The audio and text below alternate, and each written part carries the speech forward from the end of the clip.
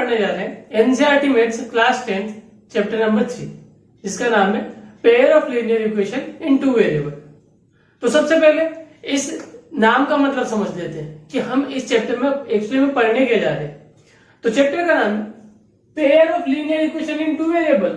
अब यहाँ पे लीनियर इक्वेशन जो हम पहले से पढ़ते आ रहे हैं, एटलीस्ट क्लास 6 से हम इसके बारे में जानते आ रहे हैं। तो linear equation in two variable, इसका मतलब वेरिएबल के साथ बनी हुई ऐसी इक्वेशन मतलब जहाँ पे इक्वल का साइन आ रहा है, और लीनियर इसका मतलब कि वेरिएबल की पावर केवल 1 है, क्योंकि वेरिएबल की पावर 1 है तब हम उसे लीनियर बोलते हैं, और पावर 2 होती है तो वो क्वाड्रेटिक हो जाता है। और पेयर ऑफ, इसका मतलब ऐसी दो इक्वेशन जिसके अंदर दो वेरिएबल्स है, जैसे एक्स वाई ए बी या कोई से भी दो अलग अलग वेरिएबल्स, इक्वेशन है मतलब इक्वल का साइन है, और लीनियर मतलब उस वेरिएबल में कोई भी पावर नहीं है मतलब पावर 1 है। ऐसी दो इक्वेशन, और ऐसी इक्वेशन के बारे में हम इस चैप्टर में पढ़ने जा रहे हैं। तो पढ़ा तो इससे पहले भी हमने था 9th क्लास में linear equation in two variable, पर वहां पे हमने केवल एक इक्वेशन के बारे में पढ़ा था, जैसे कि ax plus y equal to 1 या ax plus y equal to 4 या कुछ भी ऐसी कोई सी भी एक इक्वेशन बना लो। अब इन दोनों में अंतर क्या है? अच्छा, उसमें हमने ग्राफ भी बना के देखा था। अब ग्राफ कैसे बनाया था? हमने x की कोई वैल्यू ली थी तो y की कुछ वैल्यू मिली थी, ऐसे 3-4 x की वैल्यू ली तो 3-4 y की वैल्यू मिली। लिस्ट में हमको दो वैल्यू तो लेनी पड़ेगी, और उससे हमने ग्राफिकल रिप्रेजेंटेशन में एक स्ट्रेट लाइन बनाई थी। जब हम एक इक्वेशन लेते तो हमें पता पड़ता है कि उससे बहुत सारे सॉल्यूशन हो सकते हैं, मेनी सॉल्यूशन, और ये भी हमने 9th क्लास में एक ऑब्जेक्टिव के फॉर्म में सीखा था। मतलब अगर हम x की वैल्यू जैसे जैसे चेंज करेंगे वैसे वैसे y की वैल्यू चेंज होती जाएगी। पर एक बात हमको यहाँ सीखने को मिली कि x की कोई वैल्यू फिक्स नहीं है। x की किसी फिक्स वैल्यू के लिए y की वैल्यू फिक्स हो सकती है, बट इनकी कोई फिक्स वैल्यू नहीं है। इसके बहुत सारे सॉल्यूशन थे। अब हम सीखने जा रहे हैं pair of linear equation in two variable. इसका मतलब अब हमारे पास दो इक्वेशन रहेगी, जैसे कि मान सकते हैं हम x plus y equal to 1 ले लेते हैं, और ऐसे ले लेते हैं 2x minus y equal to 3। तो इस बार हम पहली इक्वेशन में जो x की वैल्यू रख के देखेंगे और जो y की वैल्यू हमको मिलेगी वो ही वैल्यू नीचे वाली इक्वेशन मतलब जो सेकंड इक्वेशन है उसमें भी फुलफिल हो जाए, ऐसा जरूरी नहीं होगा। एग्जाम्पल के फॉर्म में देखें, जैसे हमारे पास है x plus y equal to 1, और जैसा ax 2x minus y equal to 3। अगर मैं x की वैल्यू 0 रखूं तो y की वैल्यू हो जाएगी 1, तभी जाके ये 0 प्लस 1 इक्वल टू 1 होगा। तो इसी हिसाब से अगर मैं यहाँ पे वैल्यू x की 0 रखूं और y की रख दूं 1 तो इक्वल टू 3, तो आंसर आ नहीं रहा है। इसका मतलब अब इस वाले लेसन में हमें ऐसी वैल्यूज ढूंढनी है जो दोनों इक्वेशन को फुलफिल करे। अगर हम चाहे तो ग्राफिकल रिप्रेजेंटेशन के लिए जरूर बहुत सारी वैल्यूज रख के देख सकते हैं, बट हमें ऐसी वैल्यू से काम है जो दोनों इक्वेशन को फुलफिल करे, क्योंकि दोनों में अगर वेरिएबल सेम है इसका मतलब इन दोनों की वैल्यू भी सेम है। अगर ये इनकी वैल्यू अलग होती तो वैसे x1 और x2 लिखता या कुछ डिफरेंट नाम देता। तो बस इसी चीज के बारे में हम पढ़ने वाले हैं इस वाले लेसन में, जहां हमें x और y की वैल्यू को निकालने के कुछ तरीके सीखने हैं। तो सबसे पहले हम स्टार्ट करें एक्सरसाइज 3.1। मोस्टली ये एक्सरसाइज से रिलेटेड कुछ भी एग्जाम में नहीं आता है, बट जैसा कि हमने पहले भी कहा था, अगर एनसीईआरटी की बुक में इस एक्सरसाइज को दिया है इसका मतलब इसमें बहुत कुछ सीखने को जरूर मिलने वाला है हमको। और ये सीखने के बाद तुमको ये अंतर भी देखने को मिलेगा कि तुम कॉन्सेप्ट को अच्छे समझ पाओगे। जो चीजें कुछ बच्चे रटते हैं जो तुमको बाद में पता पड़ेगा, infinity many solution, unique solution, no solution, इन चीजों को जो बच्चे रटते हैं वो चीजें तुमको रटनी नहीं पड़ेगी, वो तुम आराम से समझ पाओगे, वो तुम्हारे मन में आसानी से बैठ जाएगा। इस चीज में हमारी हेल्प पहले एक्सरसाइज करेगी जो अभी हम करने वाले। तो स्टार्ट करते हैं एग्जाम्पल नंबर 1 से। एग्जाम्पल नंबर 1 में दिया है, let us take the example given in section 3.1। Akhila goes to fair with ₹20 and want to have rides on the giant wheel and play hoopla. Represent this situation algebraically and graphically. तो इसमें हमें section 3.1 देखने का है, और section 3.1 देखें तो उसमें बताया the number of time she played hoopla is half the number of rides she had on the giant wheel. इसका मतलब अगर हम लोग सपोज करें अगर उसने जाइंट व्हील पे x टाइम राइट ली होगी तो उसने उसका हाफ नंबर के बराबर हुपला गेम खेला होगा। ये एक छोटा सा गेम है जो तुम आराम से फिगर देख के समझ जाओगे, जिसमें हम रिंग को किसी चीज के ऊपर डालते, मोस्टली किसी भी फेयर में ये गेम देखने को मिल जाता है। तो अगर हम माने कि वो y number of time hoopla खेली होगी तो हम पहली इक्वेशन ऐसा कह सकते हैं y मतलब वो कितनी बार हुपला खेली है वो है जितनी बार वो जाइंट व्हील पे घूमी है उसके आधे, इसका मतलब y इक्वल टू x/2। इसने आगे दिया if each ride cost ₹3 end game of hoopla cost ₹4, how would you find out the number of ride she had and how many time she played hoopla provide she spend ₹20। मतलब अगर उसको ride के ₹3 लग रहे हैं, इसका मतलब जितनी भी बार वो राइड करी होगी उसमें 3 का मल्टीप्लाई कर देंगे तो हमको पैसा मिल जाएगा, प्लस उसको हुपला वाले गेम के ₹4 लग रहे हैं तो वो जितनी भी बार वो गेम खेली है उसमें अगर 4 का मल्टीप्लाई कर दे तो टोटल कॉस्ट निकल जाएगा। और बताया कि दोनों का कॉस्ट टोटल मिला के है ₹20। तो हमारे पास दो इक्वेशन बन गई है, जहां पे पहली इक्वेशन में y इक्वल टू x/2 और सेकंड इक्वेशन में 3x plus 4y equal to 20। अब हमें बोला गया था कि इन इक्वेशन को अल्जेब्रिकली और ग्राफिकली मतलब जियोमेट्रिकली दोनों तरीके से शो करना था।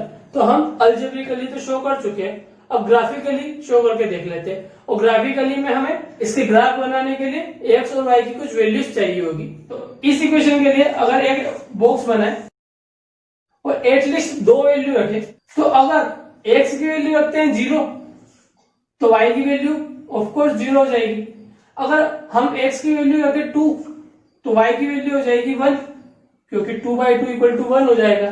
तो एक लाइन तो हम इस इक्वेशन की बना सकते हैं, हम रफली बना रहे और यहाँ पे कोई इक्वल मेजरमेंट नहीं है, इसलिए हो सकता है हमारे आंसर में कुछ गड़बड़ी है अगर हम ग्राफिकली करके देखें, बट हम इसे ग्राफ में करके देखेंगे तो वो परफेक्ट सही होगा। तो फर्स्ट इक्वेशन में था x की वैल्यू 0 और y की वैल्यू 0, मतलब ये वाला पॉइंट ओरिजिन, और x की वैल्यू 2 और y की वैल्यू 1 मतलब ये वाला पॉइंट। अगर इसे मिला है जो कि स्ट्रेट लाइन के फॉर्म में नहीं मिल पाया, बट ग्राफ पे करेंगे और स्केल का यूज करके करेंगे तो परफेक्ट मिलेगा। अब इस वाले इक्वेशन के लिए देख लेते हैं। अगर x की वैल्यू 0 रख दें तो 4y इक्वल टू 20, 4 का डिवाइड 20 में कर दे तो आंसर आएगा 5, मतलब y की वैल्यू हो जाएगी 5। अगर y की वैल्यू 0 रख दें तो यहाँ पे 3 से डिवाइड देना पड़ेगा 20 में और एक परफेक्ट आंसर नहीं आएगा, मतलब इंटीजर नहीं आएगा। इस कारण से हम ऐसी वैल्यू नहीं रखेंगे, हम ऐसी वैल्यू रखेंगे जिसमें यहाँ जो भी नंबर बचे उसमें 3 का पूरा डिवाइड चला जाए। तो हम y की वैल्यू रख सकते हैं 2, और y की वैल्यू हम 2 रखेंगे तो 4 2 जा 8 हो जाएगा, और 20 में से 8 माइनस होगा तो 12 बचेगा, और 3 का डिवाइड देंगे 12 में तो 4 आएगा, और ये इक्वेशन को फुलफिल कर देगा। अब ये स्ट्रेट लाइन बना के देखें तो x की वैल्यू 0 है, y की वैल्यू है 5, तो पहला पॉइंट हो जाएगा x की वैल्यू 0 y की वैल्यू 5, मतलब यहाँ पे अगर 5 बनता हो तो। और अगला है x की वैल्यू 4 y की वैल्यू 2, x की वैल्यू 4 और y की वैल्यू 2, अगर दोनों को मिल है वहीं पे तो लगभग ऐसा कुछ बनेगा। और अगर दोनों पॉइंट को मिला दे तो एक स्ट्रेट लाइन बनेगी जो हमने बिल्कुल भी नहीं बनाई है, पर अगर तुम ग्राफ का यूज करोगे तो वो परफेक्ट बनने वाला है। अब हम देखते हैं कि यहाँ पे ये एक पॉइंट पे आपस में इंटरसेक्ट हो रहा है, और अगर उस एक पॉइंट की वैल्यू अगर तुम निकाल के देखोगे, अपने ग्राफ में बनाया होगा तो उसकी हेल्प से निकाल के देखोगे तो वो ऐसी वैल्यू होगी जो पहली इक्वेशन और दूसरी इक्वेशन दोनों को फुलफिल करेगी। और अगर तुम ग्राफ की हेल्प से अगर इसको बना के देखोगे तो तुमको पता पड़ा कि वो वैल्यू है 4 2, इसका मतलब ये वाला पॉइंट, इसका मतलब ये दोनों स्ट्रेट लाइन इस वाले पॉइंट से आपस में इंटरसेक्ट हो रही है। और 4 2 को अगर हम यहाँ पे रख के भी देखेंगे तो वो दोनों इक्वेशन को फुलफिल करेगा। इस वाली इक्वेशन को तो कर ही रहा है, इस वाली में भी अगर x की वैल्यू 4 रखेंगे तो 4 में 2 का डिवाइड देंगे तो 2 आता है, तो मतलब y की वैल्यू 2 आ रही है, और यही हमारा आंसर हो जाएगा। उसने 4 टाइम जाइंट व्हील में राइड करी और 2 टाइम उपला वाला गेम खेला, और यही है इस एक्सरसाइज का मकसद। इसके अंदर हम बहुत सारे प्रैक्टिकल प्रॉब्लम के सॉल्यूशन निकालना सीखेंगे, तो अब हमें इस क्वेश्चन से ये बात पता पड़ी, जो दो लीनियर इक्वेशन है अगर उन्हें जियोमेट्रिकल फॉर्म में देखें तो ये स्ट्रेट लाइन बनेगी और ये स्ट्रेट लाइन जहां पे अपने आप को इंटरसेक्ट करेगी एक दूसरे से, वो ही हमारा सॉल्यूशन होगा। तो इसी बात से हमको एक चीज और सोचने में आती है कि pair of linear equation in two variable के कितने सॉल्यूशन पॉसिबल है। तो ये बात भी हमने 9th क्लास में पढ़ी थी कि दो स्ट्रेट लाइन को कितनी तरीके से खींचा जा सकता है। तो ये बात तुम जानते होंगे, या तो उसको ऐसे खींचो कि वो आपस में एक बार कटे, है ना, या ऐसे खींचो कि वो आपस में एक भी बार नहीं कटे। एक भी बार नहीं कटे इसका मतलब सीधी निकल जाए, मतलब पैरेलल लो। या ऐसा भी हो सकता है कि वो एक दूसरे के ऊपर ओवरलैप हो। तो हमको यहाँ पे ये बात पता पड़ती कि जितनी बार ये इंटरसेक्ट हुए अगर इनके उतने सॉल्यूशन है तो यहाँ पे ये एक भी बार इंटरसेक्ट नहीं हुआ, इसका मतलब यहाँ पे इनका कोई सॉल्यूशन ही नहीं है। और यहाँ पे ये हर पॉइंट पे एक दूसरे से इंटरसेक्टेड है, मतलब एक के ऊपर है कि इसका मतलब हर पॉइंट पे एक दूसरे से टच है। इसका मतलब यहाँ पे बहुत सारे, मतलब इन्फिनिटी मेनी सॉल्यूशन है। और यही चीज हमें थोड़ा आगे सीखने को मिलेगी, मतलब जस्ट नेक्स्ट एक्सरसाइज में। तो हम उस टाइम पे इसके बारे में डिटेल में बात भी कर लेंगे। अभी हम ग्राफिकल तरीके से ये निकालना सीख गए कि दिए गए pair of linear equation in two variable के कितने सॉल्यूशन पॉसिबल है। आगे के एग्जांपल पे बढ़ते हैं। आगे है example number 2। Romila went to stationery shop and purchase 2 pencil and 3 eraser for ₹9। यहाँ पे दिया कि रोमिला स्टेशनरी शॉप पे गई है, उसने 2 पेंसिल और 3 इरेजर खरीदे और उसको 9 रुपए लगे। तो अगर हम पेंसिल की कीमत को x माने, मतलब cost of pencil, and 3 eraser खरीदे तो कॉस्ट ऑफ इरेजर को हम y माने, तो हमारी पहली इक्वेशन हो जाएगी 2 पेंसिल एंड 3 इरेजर, तो 2x मतलब 2 तो पेंसिल होगी और x उसकी कीमत होगी, मल्टीप्लाई पे हमको टोटल प्राइस पता पड़ जाएगी। और ऐसे 3y 3 इरेजर और y उसकी कीमत, तो मल्टीप्लाई पे उसकी कीमत पता पड़ जाएगी। और दोनों के लिए उसने ₹9 दिए, इसका मतलब दोनों की कॉस्ट को जोड़ने पे ₹9 आंसर आना चाहिए। Her friend Sonali saw the new variety of pencil and eraser with Romila, and she also bought 4 pencil and 6 eraser of the same kind for ₹80। Same kind की खरीदे, इसका मतलब प्राइस दोनों की सेम होने वाली है। और इस बार उसकी फ्रेंड ने खरीदे हैं 4 पेंसिल, इसका मतलब 4x, मतलब 4 पेंसिल का उसकी कॉस्ट में मल्टीप्लाई, प्लस 6 इरेजर मतलब 6 इरेजर का उसकी कॉस्ट में मल्टीप्लाई। तो दोनों की कॉस्ट का प्लस करने पे हमें टोटल कॉस्ट पता पड़ेगा, जो कि है ₹80। तो दिया है represent this situation algebraically and graphically. हमें ये अल्जेब्रिकली और ग्राफिकली दोनों तरीके से शो करना है। तो अल्जेब्रिकली तो हम शो कर चुके हैं, ग्राफिकली शो करके देख लेते हैं। पहली इक्वेशन के लिए अगर x की वैल्यू हम 0 ले तो y की वैल्यू हो जाएगी 3 डिवाइड हो जाएगा 9 में, आंसर आ जाएगा 3। और अगर y की वैल्यू 1 ले तो ये हो जाएगा 3, 9 में 3 जाएगा तो 6, और 6 में 2 का डिवाइड करेंगे तो आंसर आ जाएगा 3। और इस वाली इक्वेशन की लाइन को प्लॉट करके देखें तो 0 3, इसका मतलब x का 0 और y का 3, और 3 1, इसका मतलब x का 3 और y का 1। इन दोनों को मिला देंगे तो एक स्ट्रेट लाइन मिलेगी। इस वाली इक्वेशन के लिए देखें, अगर x की वैल्यू 0 रखें तो 6 3 जा 18 होता है, इसका मतलब y की वैल्यू 3। अगर y की वैल्यू 1 रखें तो ये हो जाएगा 6, 18 में 6 गया तो 12, और 4 3 जा 12 होता है। तो इस इक्वेशन को अगर प्लॉट करके देखें तो 0 3 मतलब जो पहले लिया था वो, और 3 1 मतलब जो इससे पहले लिया था वही, और इस वाले को भी प्लॉट करेंगे तो सेम इसके ऊपर आ जाएगा। तो यहाँ पे हमको ये बात देखने को मिली कि यहाँ पे दोनों लाइन एक दूसरे के ऊपर ओवरलैप है। मतलब इस टाइप की इक्वेशन के बहुत सारे इंटरसेक्टेड पॉइंट है, मतलब बहुत सारे सॉल्यूशन है। मतलब रियली हमें इसमें पता लगाना हो पेंसिल और इरेजर की रियल कॉस्ट, तो हम इस तरीके से नहीं निकाल सकते हैं। अभी यहाँ पे बहुत सारी पॉसिबिलिटीज है कि क्या कीमत हो सकती है उनकी, एक से ज्यादा पॉसिबिलिटीज है।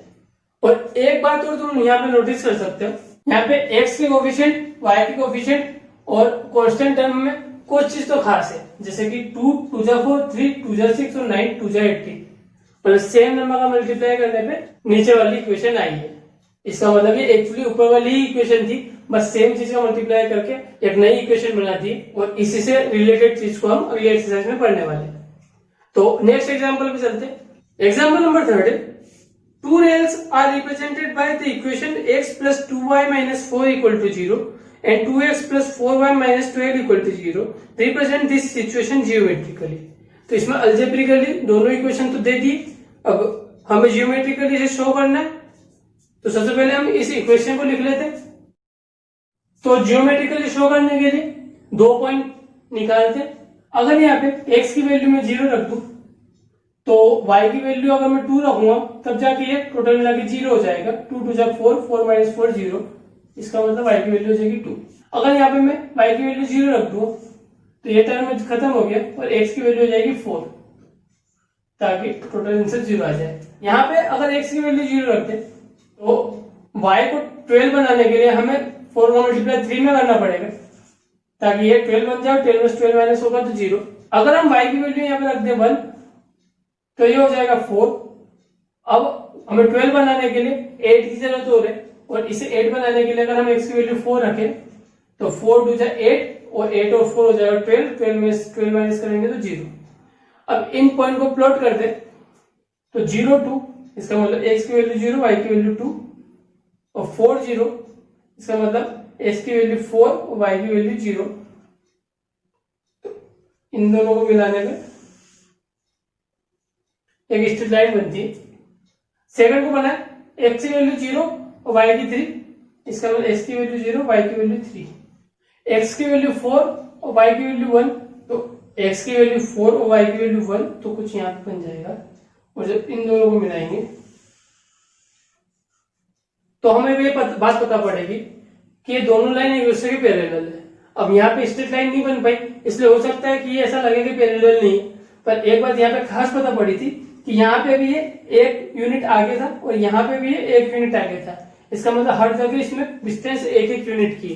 तो हमें 3 एग्जाम्पल में 3 तरीके की स्ट्रेट लाइन देखने को मिली जब हमने इसका जियोमेट्रिकल रिप्रेजेंटेशन किया। तो इन तीनों इक्वेशन को हम बाद में अच्छे से ऑब्जर्व करेंगे।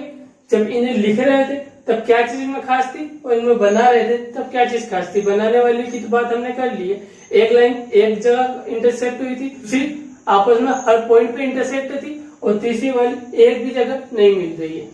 अब एक्सरसाइज की ओर बढ़ते हैं। Exercise 3.1 question number first, Arthur tell his daughter 7 years ago I was 7 times as old as you were then।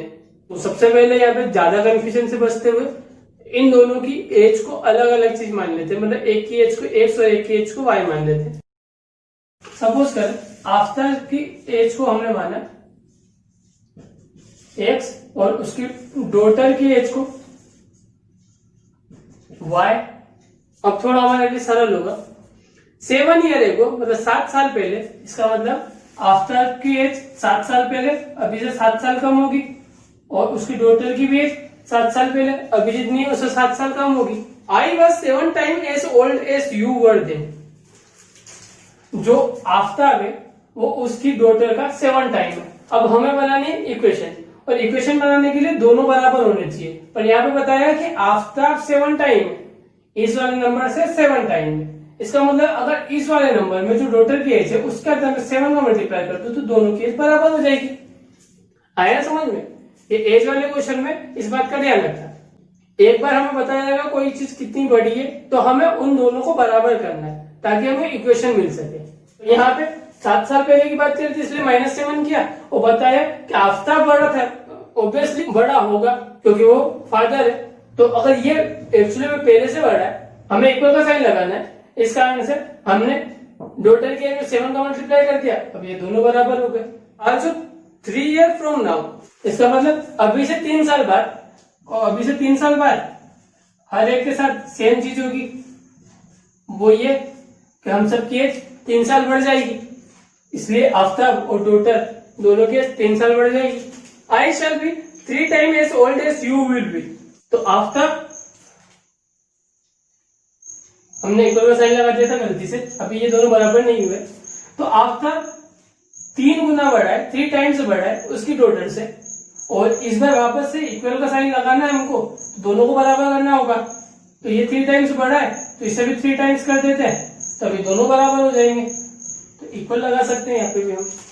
Represent this situation algebraically and graphically. अब इसे अल्जेब्रिकली और ग्राफिकली सोल्व करना है, तो सबसे पहले इस इक्वेशन को सोल्व कर लेते हैं। यहाँ पे था x माइनस 7 और 7 का मल्टीप्लाई कर दे तो 7y माइनस 49, 7 का मल्टीप्लाई दोनों में हो गया। इसे आगे सोल्व करें तो हमें मिलेगा x equal to 7y minus 42, minus 49 में प्लस 7 हो गया तो माइनस 42। इस वाली इक्वेशन को सोल्व करें तो ये हो जाएगा x plus 3 equal to 3y plus 9, 3 का मल्टीप्लाई दोनों से हो गया। और यहाँ पे भी इससे पहले सोल्व किया था वैसा करें तो ये हो जाएगा प्लस 6, यहाँ पे 9 में 3 माइनस हो गया तो प्लस 6 आंसर है। अब 2 पॉइंट देख लेते हैं ताकि हम एक लाइन रिप्रेजेंट कर सके। इस वाली इक्वेशन में अगर x की वैल्यू 0 रखें तो इसे 0 बनाने के लिए हमें यहाँ पे 42 लाना है, और 7 6 जा 42 होता है, इसका मतलब y की वैल्यू हो जाएगी 6। अब यहाँ पे अगर हम y की वैल्यू 7 रख दें तो ये हो जाएगा 7 7 जा 49, और 49 में से 42 माइनस किया तो x की वैल्यू हो जाएगी 7। इसे प्लॉट करके देखते हैं, थोड़े और नंबर्स की जरूरत है, इसे बढ़ा लेते हैं, 6 और 7, यहाँ पे 5 6 7, x की वैल्यू 0 थी तो y की वैल्यू थी 6, मतलब यहाँ, और x की वैल्यू 7 है तो y की वैल्यू भी 7 है, मतलब कुछ यहाँ पे। नेक्स्ट इस इक्वेशन के लिए देखें तो अगर x की वैल्यू हम रखें 0, इसे भी 0 बनाने के लिए y की वैल्यू -2 रखनी पड़ेगी, जिस कारण से -6 हो जाएगा, -6 प्लस 6 0 हो जाएगा, तो यहाँ पे y की वैल्यू होगी -2। अगर हम y की वैल्यू 0 रख दें तो x की वैल्यू हो जाएगी डायरेक्ट 6। इसे प्लॉट करके देखें तो x की वैल्यू 0, y की वैल्यू -2, इसका मतलब ये वाला पॉइंट, और x की वैल्यू 6, y की वैल्यू 0, मतलब ये वाला पॉइंट। अब यहाँ पे हमारे लाइन को मिलना थोड़ा सा मुश्किल है क्योंकि वो सही प्लॉट भी नहीं हुआ है, तो ये वाली चीज तुम करके देख लेना। यहाँ पे ये एक स्ट्रेट लाइन और यहाँ पे ये एक स्ट्रेट लाइन आपस में मिल जाएगी, और ये आगे बढ़ने पे कहीं ना कहीं तो मिल जाएगी क्योंकि आपस में पैरेलल भी नहीं है। तो यहीं पे हमारा फर्स्ट क्वेश्चन फिनिश होता है। क्वेश्चन नंबर 2 के ऊपर थे। क्वेश्चन नंबर 2 है, the coach of cricket team bias 3 bat and 6 ball for ₹3,900। तो यहाँ पे भी क्वेश्चन को यहीं से करना स्टार्ट कर देते हैं। दोनों की टोटल कीमत बताइए खरीदने के बाद, तो हम मान लेते कि बैट की कॉस्ट x और बॉल की कॉस्ट y है। तो जैसे पहली लाइन में दिया है उसमें 3 बैट और 6 बॉल खरीदे, तो 3 बैट की कीमत हो जाएगी 3x, अगर एक बैट की कीमत x है तो, और 3 बॉल की कीमत हो जाएगी 3y, और अगर टोटल कॉस्ट देखें तो वो है 3,900।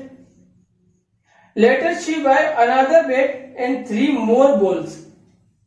उसके बाद उसने अनदर बैट मतलब एक और बैट खरीदा और 3 और बॉल खरीदी, इसका मतलब 3y, टोटल उसको पैसा देना पड़ेगा, और द सेम काइंड फॉर ₹1,300। तो उसे टोटल मिला के 1,300 रुपीज देना पड़ेगा। रिप्रेजेंट दिस सिचुएशन अल्जेब्रिकली, जो कि हो चुका है, एंड जियोमेट्रिकली, जो कि अभी हम कर लेते हैं। हमने यहाँ पे बॉल की काउंटिंग गलत लिख दी है, हमें पहले लाइन में बताया था कि 6 बॉल है, तो ये कुछ ऐसा हो जाएगा। सबसे पहले तो हम इस वाली इक्वेशन को देखें तो हमें समझ में आएगा कि यहाँ पे हम 3 को कॉमन निकाल के एक दूसरे से डिवाइड देके खत्म कर सकते हैं। तो वही चीज करेंगे ताकि हमें बड़ा सा कैलकुलेशन नहीं करना पड़े। तो अगर सब दोनों साइड में अगर मैं 3 का डिवाइड दे दूं तो यहाँ पे 3 का डिवाइड देने पे x बचेगा, यहाँ पे 3 का डिवाइड देने पे 2 बचेगा, साथ में y, और यहाँ पे 3 का डिवाइड देने पे 1300, और सेकंड इक्वेशन यहाँ पे हमारे पास है। अब इसे हमें प्लॉट करना है। तो एक बात तुमको देखते से पता पड़ रही होगी कि इस क्वेश्चन में कुछ तो गड़बड़ी है, क्योंकि प्रैक्टिकली ऐसा हो नहीं सकता कि अगर वो एक बैट और 2 बॉल खरीदे तो उसकी कीमत उसे 1300 रुपये देना पड़े, और यहाँ पे एक बैट और 3 बॉल खरीदे तो उसकी भी कीमत 1300 देना पड़े, मतलब बची हुई एक बॉल की कीमत कुछ भी नहीं है। तो हो सकता है यहाँ पे कुछ गड़बड़ है, बट हमें इसका सोल्यूशन तो पूछा नहीं है, इसलिए वरी होने की जरूरत नहीं है। तो हमें यहाँ पे वैल्यू प्लॉट करनी है। तो इस वाली क्वेश्चन के लिए देख लेते हैं। अगर x की वैल्यू हम 0 रख दें तो y की वैल्यू निकालने के लिए 1300 में 2 का डिवाइड करना पड़ेगा, तो आंसर आ जाएगा 650। और अगर y की वैल्यू हम रख दें 500 तो ये टोटल मिला के हो जाएगा 1000 और x की वैल्यू इस हिसाब से हो जाएगी 300। अब यहाँ पे बड़ी बड़ी वैल्यूज है, इसका आंसर यहाँ पे हम जो नंबर ले रहे हैं यूनिट के फॉर्म में वो भी बड़े ले लेंगे, तो ये हो जाएगा 100, 200, 300, 400, या चाहे तो हम यहाँ पे 50 आ रहा है इस कारण से 50, 100, 150, 200 ऐसा करके भी ले सकते हैं। और अगर 100, 200 करके लेंगे तो 650 को शो करने के लिए हम y वाली लाइन में 6 और 7 600 और 700 के बीच में शो कर देंगे। तो इस वाली चीज को तुम प्लॉट कर देना। इस वाली इक्वेशन के लिए देखें तो यहाँ पे अगर x की वैल्यू हम रख दें 100 तो यहाँ पे हो जाएगा 1200 और 3 से डिवाइड करने के बाद हो जाएगा 400 जो कि y की वैल्यू हो जाएगी। और अगर हम y की वैल्यू 300 रख दें तो ये हो जाएगा 900 और 1300 में से 900 माइनस करेंगे तो हमारे पास आंसर आएगा 400 और इन वैल्यूज को भी हम यहाँ पे प्लॉट कर देंगे। और प्लॉट करने के बाद उससे उन दोनों पॉइंट्स को आपस में मिला के हम एक लाइन बना लेंगे और ऐसे हमारे पास 2 स्ट्रेट लाइन हो जाएगी और यही हमारा ग्राफिकल रिप्रेजेंटेशन होगा। तो यहाँ पे अगर हम करके भी देखेंगे तो इतना एग्जैक्ट नहीं होगा जितना तुम ग्राफ कॉपी में करके देखोगे, इसलिए इसे तुम करके देखना। वैल्यूज तक हमने कर दिए और फिर भी प्रॉब्लम लगे या कोई चीज लगे सही नहीं है तो कमेंट सेक्शन में उसके बारे में जरूर लिख देना। मैं एक और वीडियो अलग से बना दूंगा जिसके अंदर हम ग्राफ पे प्लॉट भी कर देंगे।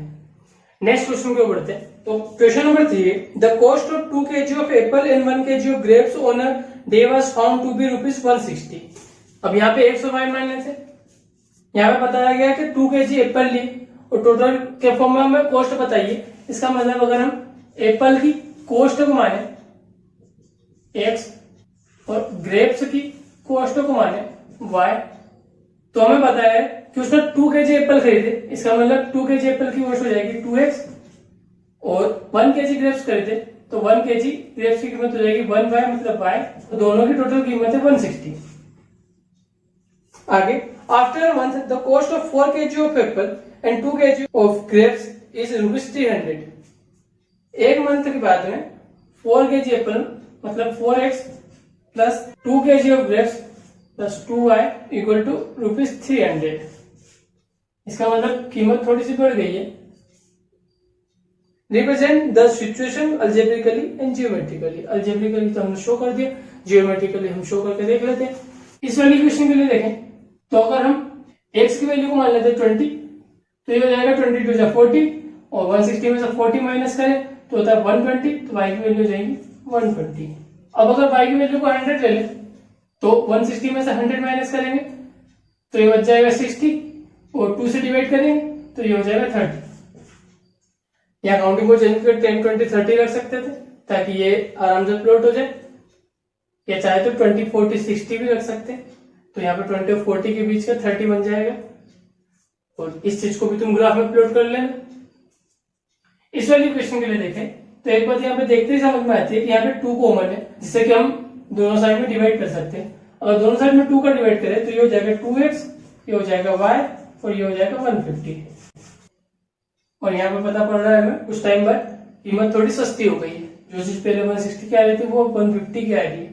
ओके, पहले पुट करके देखें तो जैसा पहले पुट किया था अगर x की वैल्यू 20 ले तो ये हो जाएगा 40 और इसमें से माइनस करेंगे तो बचेगा 110 जो कि y की वैल्यू हो जाएगा और y की वैल्यू पहले जैसे 100 ले तो यहाँ पे बचेगा हमारे पास 50 और 2 से डिवाइड देंगे तो 25।